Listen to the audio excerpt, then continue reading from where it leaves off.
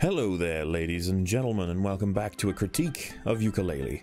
And before we completely end the discussion on the boss fights, I do want to remind everybody that there are still people in the world who get a lot of stuff wrong. I am one of them, but we're going to see a couple of those incoming real soon. For example, at the last phase, you fly in the air and power gets consumed. When you run out, you have no choice but to get hit by the missile.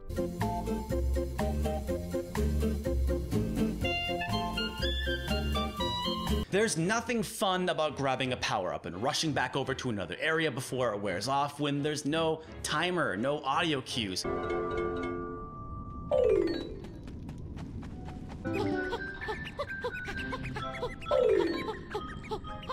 Anyway, let's finalize a little bit on the difficulty of Yooka Laylee. I find that there are a small selection of things in this game that are difficult. Not a huge amount of particular segments of the world that are clearly made that way, or World 5 turning out to be the most difficult. No, just that there were moments where the game showed itself to be something that was outside of simple memory or simple logic puzzles. We had some difficult shit to overcome. Let's not forget that Kartos rides are actually kind of difficult once you reach the 4th and 5th worlds. That nailing the respective minigames takes a decent understanding of the controls at hand, combining that with the variation of gravity and the fact that you have relatively difficult boss fights to follow it up, it can prove to be quite difficult. The Great Rampo, for people who even did understand the jump, could end up being very difficult in that you were supplied health, but you could also end up not having enough to really refill your bar. You could lose plenty of hits on your first attempts going up and down. And the interesting thing to consider is that the vast majority of players wouldn't even have played against Rampo. Considering the amount of people who actually beat Rampo would, one, require that they actually went against him, or in another way of putting it, actually finding him, and then it also requires that that would be within the pool of people who actually expanded the world, and that would be within the pool of people who actually revisited the world, and that would be within the people who actually put some kind of effort into 100%ing it. It's some kind of horrible looking Venn diagram, but the point is a lot of people are going to miss this area, and it represents probably one of the more challenging areas of the game. In the hub world, there was a really difficult slope challenge of reaching the end of a series of obstacle-littered tunnels to reach a Pagey. These often require such expert timing that it would take dozens of attempts for me to beat them, and sometimes I got to the point where I just had to throw up my hands and quit. And despite those criticisms apparently being the case, I finished it on my second try when I actually came pretty close on my first. There is a running theme in the reviews for Yooka Laylee, and that is people who aren't really taking much time with the game before running it into the ground. You have several people making blatant mistakes. Inside of the castle, I found this little cube lighting puzzle, which I don't know, I think it's a major bug. Sure, there's the small bugs like how you roll as a transformed creature, your model twitches, but this is more of a deterrent than anything.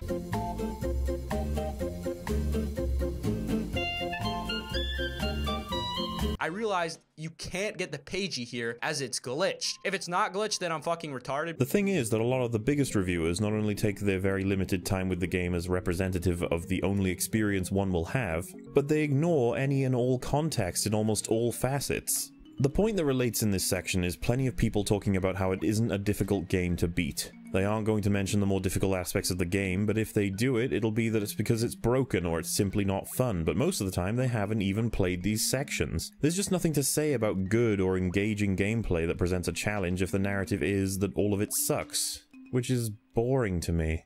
Anyway, there is something pressing that we now must approach, for you see, there is something in this game, something that should never have seen the light of day, and I will let you guess what I'm talking about. There's also one returning gimmick that should have never seen the light of day ever again, and that's the quiz segments. The only way to win this quiz is by literally taking it once or twice and failing.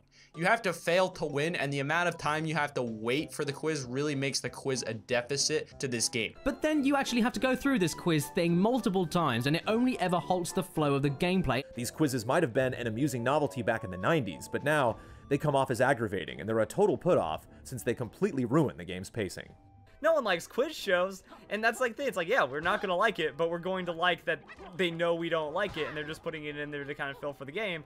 And I also know that quizzes were very much a thing in Banjo-Kazooie, but you know what? They're not fun. The quizzes are just awful. Quizzes aren't fun, dude. Seriously. Okay, first of all, don't fucking tell me that something is simply not fun. It bugs me, even though I may have said it before. So why was this sequence made? Well, for one thing, it was promised on the Kickstarter stretch goals as a reference to Banjo-Kazooie. You know, that hugely obstructive and annoying question sequence that isn't outdated? You fucking idiots, it's just bad. Throughout Banjo-Kazooie, there was no inkling that there would be a quiz aside from some fourth wall breaking jokes. People were blindsided by this thing because not only is it a quiz, but it's a pretty huge quiz, and it has some crazy shit in it. Let's not forget that plenty of the questions required that you remember the random crap from the fairies, and that was whether or not you even decided to talk to them in the first place.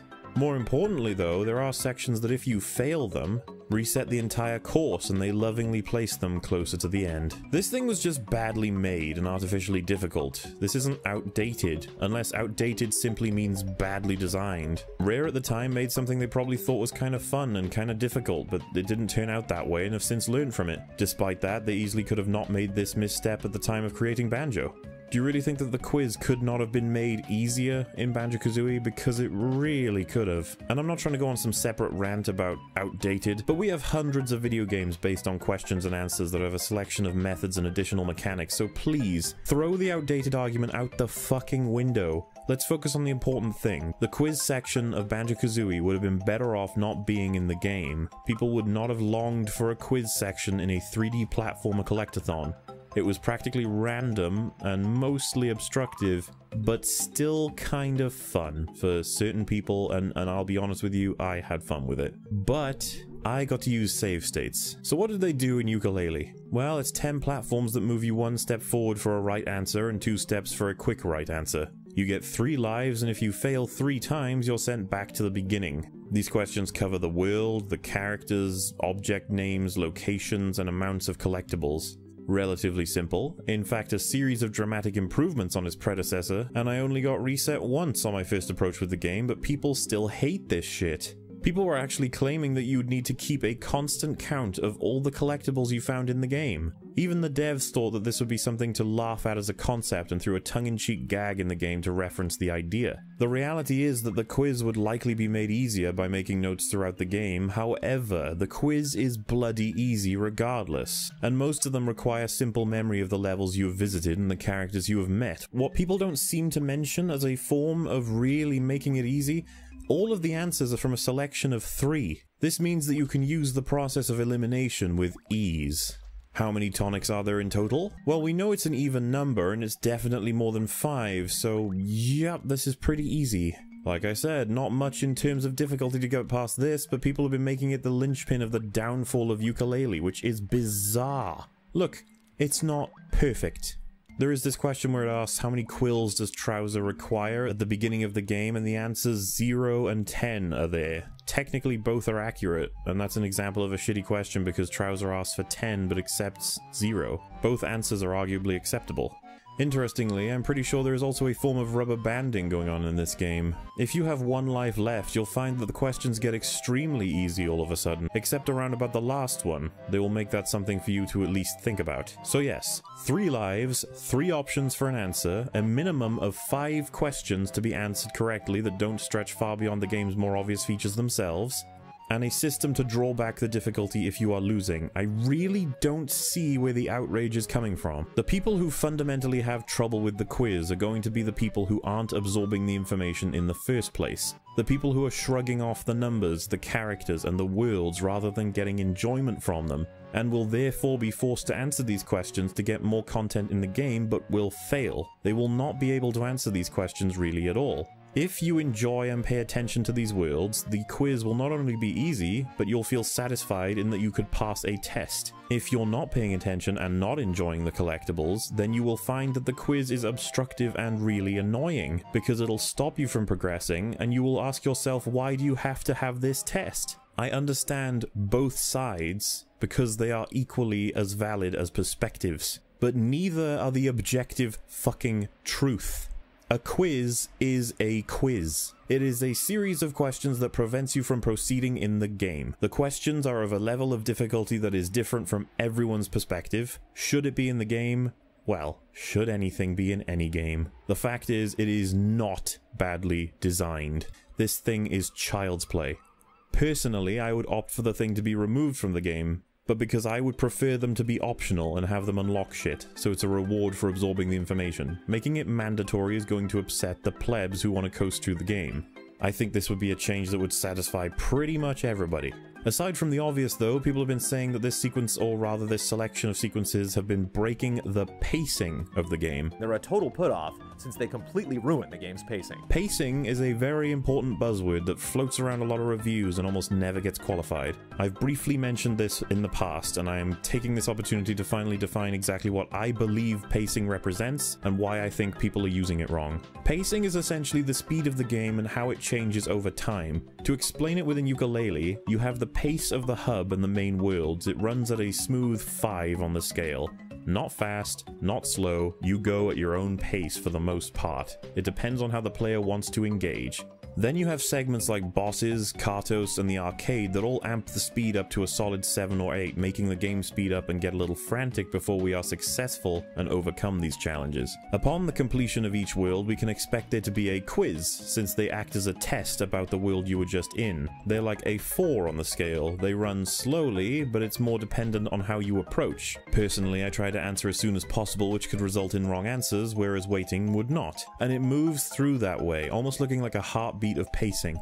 We have a baseline, we get ups, we get downs, and we go back to the baseline to help us distinguish between the higher and the lower, to make us feel the difference in speeding up and slowing down. Next up is the fact that all of these things that I've mentioned are optional. You aren't sprung into the quiz, you aren't sprung into Kartos. They come between and amongst the levels Kartos and the arcade are engaged into, so the player knows when this is going to pick up in terms of speed. What I think people have been complaining about is that they explore at a set pace throughout their entire experience, because they treat the arcade and Kartos and the main world as the absolute same thing. It all runs together because they really just don't care that much. And so when they lose on Kartos, when they lose in the arcade, or when they lose in the quiz, it halts them. It makes them feel as though the pacing is bad, when what is happening in reality is that they are being punished for failing. This happens in video games all over the fucking place. I think Doom 2016 is a fantastic example of trying to mediate this, giving players a chance to get back into the game instead of dying, which would ultimately be a roadblock, a stop, a pause if you will, and then a reset. Basically, people are talking out of their ass when they talk about pacing. And whether or not I am wrong, or you feel that I'm wrong on this subject, at least you know what I am trying to explain pacing as. An example of bad pacing in a game would be MGS4. It has such a long and tiring set of cutscenes that players will have their attention often completely turned off by the end of it. I mean, some people can remain interested throughout the entire thing, and that's totally fine. What I'm trying to say is that that's not very good as a universal approach to pacing. While Yooka Laylee is split up so well as a consistent little waveform in terms of ups and downs, and a lot of them are by choice. To me, this is about as good as it gets for pacing in a video game. But hey, that's just an argument, that's a perspective, that's a couple of examples thrown in to give you an idea of what I'm talking about, and someone who's already said that the pacing is terrible in Yooka Laylee could very well have a very good counter-argument to it. But every single fucking review that I watched only told me that the pacing was bad. If they mention pacing. And it only ever halts the flow of the gameplay. So yes, rant over, and let's continue.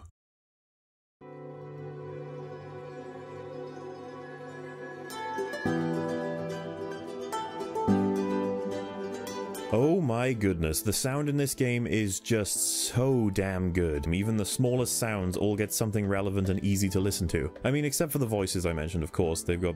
I've been over them. We got the squeaky cartoon feet of the duo walking around. During rolling, you even get Laylee breathing fast. And as you walk around worlds and really listen, you'll just catch all of these little noises here and there that really help the immersion.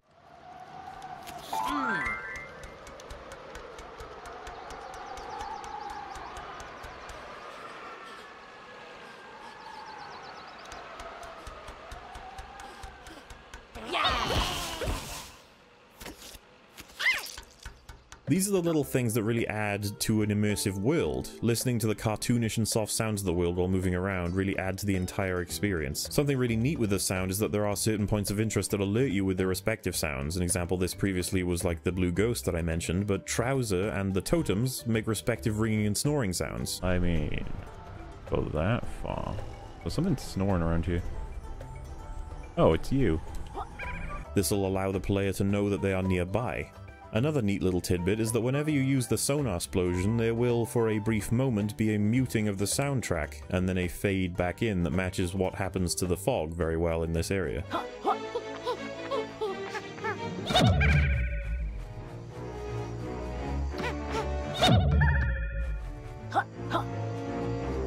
The music changes variants as you move through the worlds to try and match the surroundings as well as it could.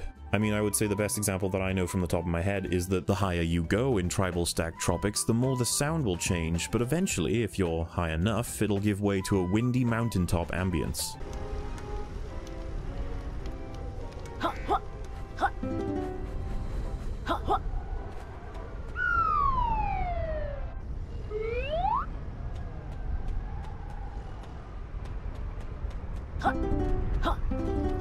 Now that's pretty cool. Each world has 3 variants in the soundtrack. Now the soundtrack itself gives a very immersive feel. It is clearly an orchestral set of tracks, and it definitely punctuates a sense of whimsy, fantasy, and just all-round a feeling of wonder as you go through the games. Now some folks over at Retardia have been comparing this to Banjo, making the incredibly astute observation that the tracks simply aren't as catchy, therefore worse. I'm here today to tell you that a track does not have to be catchy to be good, nor are the tracks in Yooka Laylee not catchy. And finally, judging a track's quality by how catchy it is just because it's in a cartoonish video game is not actually an argument. Yooka Laylee plays a more subdued and atmosphere-directing set of songs in the majority of the soundtrack, while Banjo-Kazooie was practically a very catchy tune morphed into a song, with interesting and new ideas on what instruments to use to create those sounds.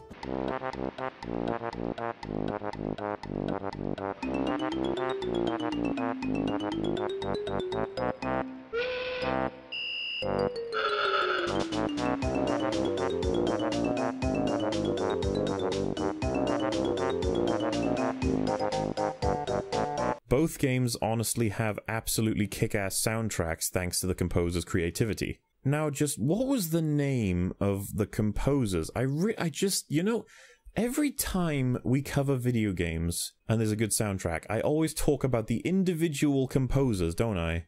Doesn't everybody?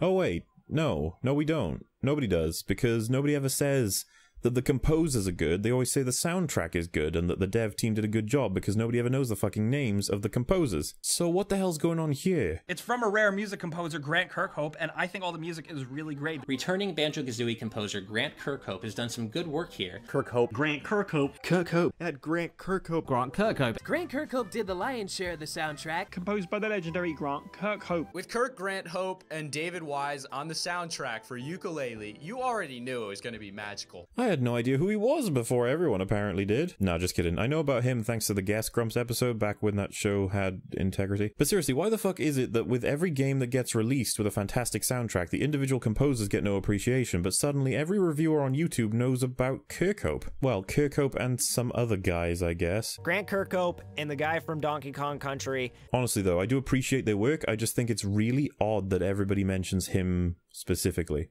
And he's even friends with some of the people who are reviewing the game, which... Now, in the time that this game has been worked on, I have gotten the absolute pleasure of becoming friends with not only one of my favorite video game composers of all time, but a person whom I admire very deeply. And that is none other than Grant Kirkhope. He's seriously one of the coolest guys I've ever met, and I'll continue to support him in anything he does. I don't know about you, but that kind of seems like a conflict of interest.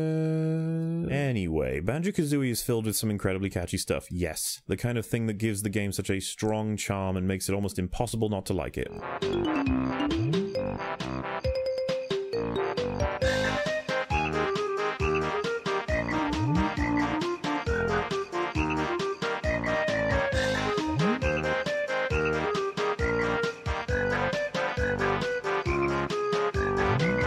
While Yooka Laylee is more...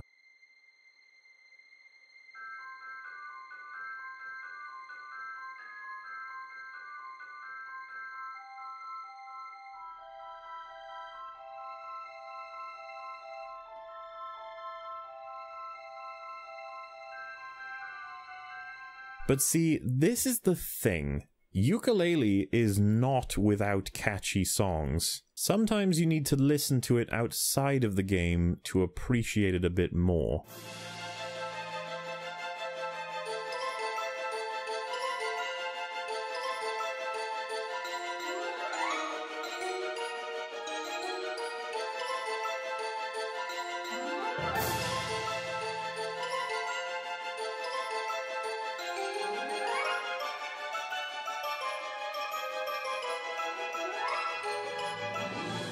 But it isn't just the one catchy tune.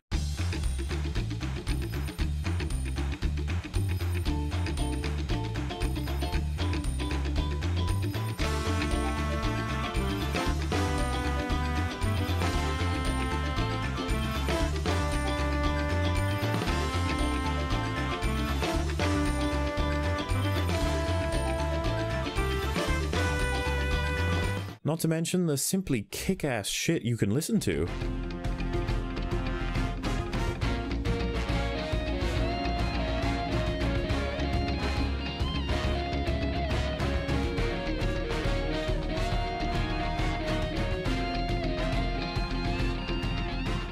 Like, seriously, just listen to this shit.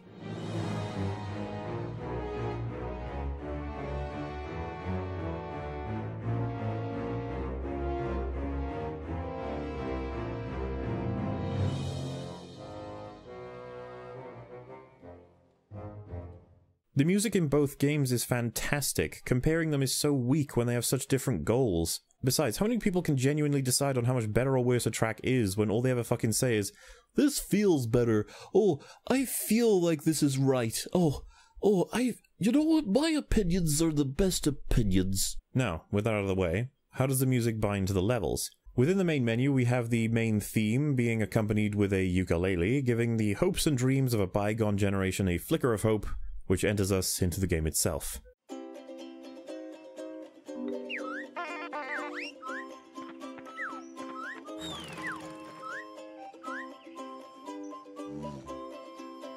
We are given a lumbering yet subdued theme for the bad guys that gives off a sense of sneaking and subtle hints of mischievous activity.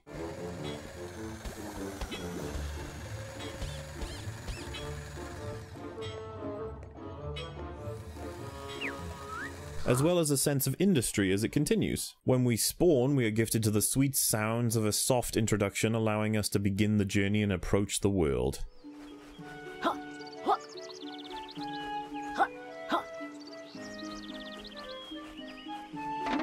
Then it begins to kick up as you would likely gain some speed and start jumping around before unloading into a full ambient track, allowing complete immersion to take place.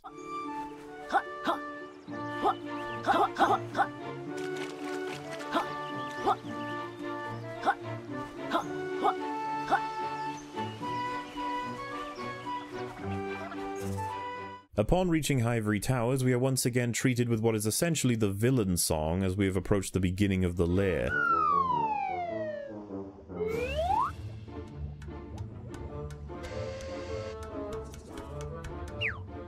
Now, I could do this for the whole game, and I just realized as I was writing this that this is retarded. I can do this for you with a couple of levels just to give you an idea of where I'm going with this.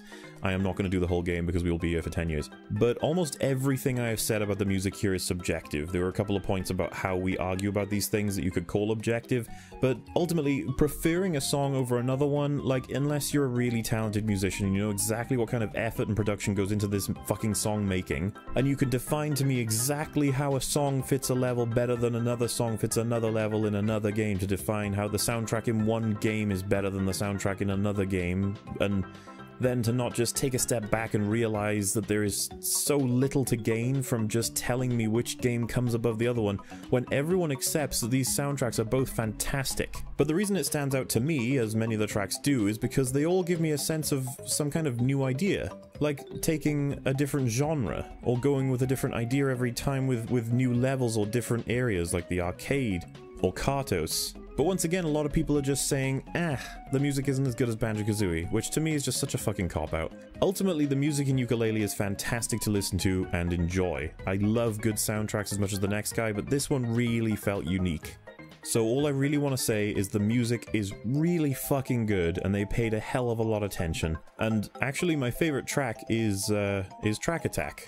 It's the one that plays during, I think, the fight with Inept, which funnily enough was not composed by Grant Kirkhope. Grant Hope.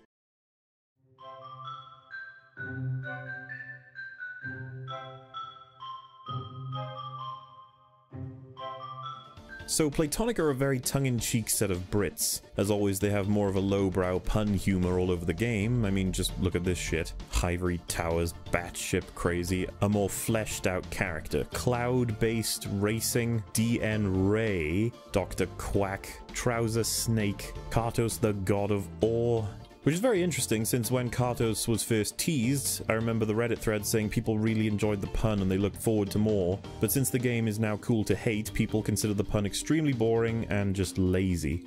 Regardless, the humor isn't limited to puns. We actually have a decent chunk of funny shit in this game. For example, I find it pretty funny, like, Capital B's reaction to Quack hitting himself in the opening cutscene. He, like, genuinely looks concerned. The Vice President statue, I don't know, I find that pretty funny as well. Playcoin Get, when you pick that up, was the first Playcoin, like, that's just a fabulous reference. How about when the boss of the second world begins lamenting the purchase and placement of the very weapon you used to defeat him in his own lair? Or how about Capital B wanting to talk to the board of bosses and the TV is placed on Quack's head and he just looks pissed throughout the entire cutscene. There's some tongue-in-cheek moments about how you should go on the internet for information, which is actually said as like a cop-out, like, oh, just go get the information from there, which, you know, is actually kind of clever. Or how about, I went out doing what I love, firing projectiles at an interspecies buddy duo. Like, that... What? Or what about this? You get the pagey and I'll settle for the vast piles of gold. It's like Shovel Knight trying to be honest. And I mean, Laylee's reaction to the second boss essentially asking whether they are planning to kill him is... This is some good shit that a lot of adults are really going to enjoy as well. And that's just a selection of the gags. Most of them are of course very, you know, easygoing and acceptable by all ages, but then some of them have double meanings, and obviously this makes it very easy for them to make some more, let's say, adult-geared jokes. For example, when you're asked to clear the rooftop in the aristocratic corporate's area, Laylee comments, "He better give us the pagey or I'll coat this place in something far worse." Far worse means poo. So how about a small adult humor montage, eh? You'll find plenty inside me, boy. Thanks for showing this old card a good time. Come on, Laylee, we gotta help Nimbo release his water. Well, as long as you wash your hands afterwards. Be ready to cast your rod out. Yooka is better with his tongue. Maybe I'll give your tongue technique a try. Throughout the game, we as the player are given a heckin' load of reasons to think that we might not be doing the right thing. For example, when we destroy the weapons facility in Galleon Galaxy, it's implied that we're stopping some horrible force from approaching the world, but then it is essentially alluded to that we are assisting in one side of a two-sided war that really seems to have bad guys on both sides. In order to get pages, Yooka and Laylee actually engage in some shady behavior. They destroy the shit out of a mushroom patch and accidentally murder an innocent moon bum. Oh hey, a subtle pun once again. But more so to the whole adult side of the comedy, there is a trolley I mentioned before, you know, the one you essentially convinced that it should just end it all. It's pretty funny. It's also tragic as all hell. I mean, this gives the developers a lot of chances to delve into the more meta side of comedy too. Another trolley is found basically drowning and says something interesting about a pagey. One man's trash is another man's treasure. This essentially and poignantly pertains to the collection genre as a whole. Some people find it pointless to collect shit and reach an arbitrary completion set by developers, while others find games like Call of Duty and FIFA pointless respectively. All how you look at the glass. It's all about how you look at the glass. Also, you leave this trolley to die, which is hilarious, but yes, on top of that we have slants against mobile gaming, a hit against health systems in the FPS genre, a self-aware joke about collecting things, video game journalism bribery, and some tongue-in-cheek bits about the prospect of a sequel. This makes for some real entertainment during your time with the game. They have a lot of creativity when it comes to trying to tell different jokes, something for everyone as it were. The most important thing though is that they clearly are joking around, and thus want people to try and take it easy when consuming this product. Some people aren't quite so cordial in judging the game's humor, however. Jim fucking Sterling, son, is an example of a controversial analyst at heart. Not that he actually believes half the shit he says, but he will inflame a community if it gives him that much more attention. Now, I usually leave him alone and find his analysis pretty much 50-50 in terms of making a lick of sense. but honestly, he's a pretty entertaining guy most of the time. As of recently though, he put out a review of Yooka Laylee that shook the whole community to the core. Everyone was so upset that he would hand out a 2 out of 10 for the game, and since you've gotten to this point and seen everything I've shown you so far, let's see how a 2 out of 10 is described by Jim Sterling. This is taken directly from his website. Let's see what he thinks of Yooka Laylee. 2 out of 10, bad. A 2 represents a straight-up bad game, a thorough disaster.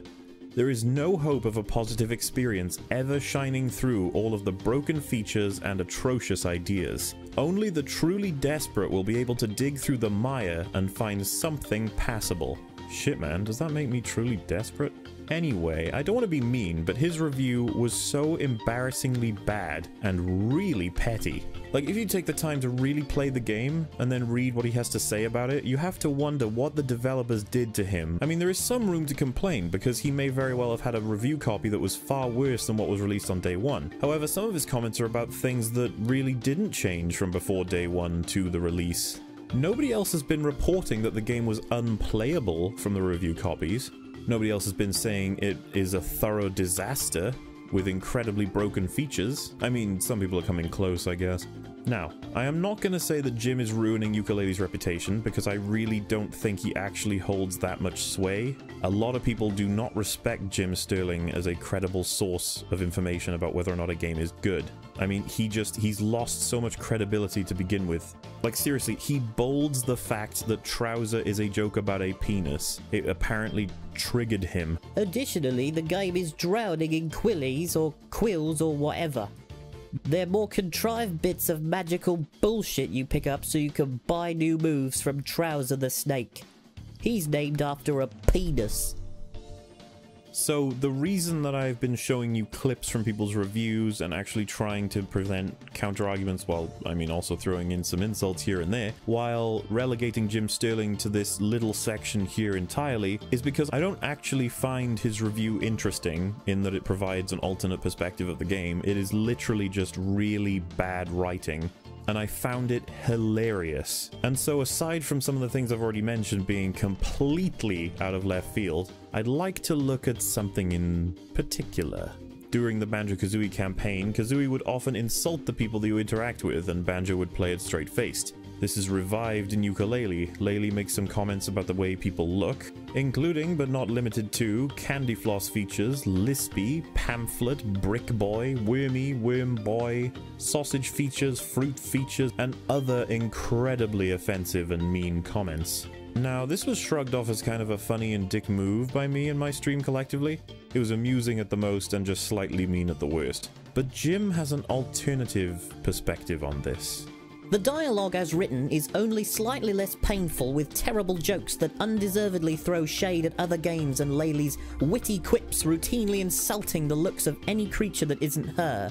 Often using derogatory nicknames based on their appearance, she'll toss out slurs against snakes, shopping carts, clouds. She doesn't care. Laylee is a complete racist, and as facetious as I'm being here, she really does come off as her hateful, nasty, thoroughly unlikable little bastard.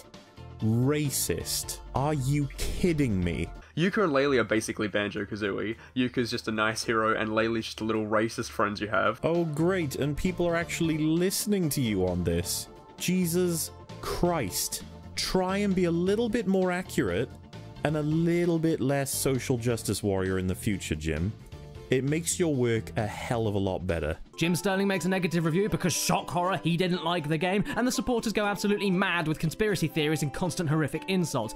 Even when supporters had legitimate reasons to call out reviewers for getting a few facts wrong or tried to inform them when they were making dumb observations with nothing to back them up, those people calling out those reasonable things were sometimes even worse than the original person's opinion in the first place. Find something worth getting angry about, God. Sorry, Caddy, but you're kind of being a hypocrite here. You literally make your living off criticizing other people's content. You can be damn sure I'm going to criticize and humiliate Jim Sterling's content, especially if it comes from a toxic place that bears no resemblance to reality. Besides, for the whole receiving mean comments for saying his opinion, could you not literally just say this is their opinion of his opinion and it's mean for you to give your opinion on their opinion of his opinion? Besides, that's just not what's happening now, is it? He is saying shit like Laylee is a racist, which, I mean, come on, man. That is just asking for trouble. But yeah, don't get the wrong idea, I actually really like Kadikarus, and I consider his Yooka Laylee review to be pretty much one of, if not the best ones out there. It's fair and well researched. And well, the opposite of Jim Sterling's. And so, ladies and gentlemen, that marks the end of this part, and next time will essentially be the closing of this whole series. I'm going to talk a lot about the additional features I haven't yet covered, and some sort of conclusion about the game and the reviewers that have surrounded it. Thank you for watching, and I will see you next time.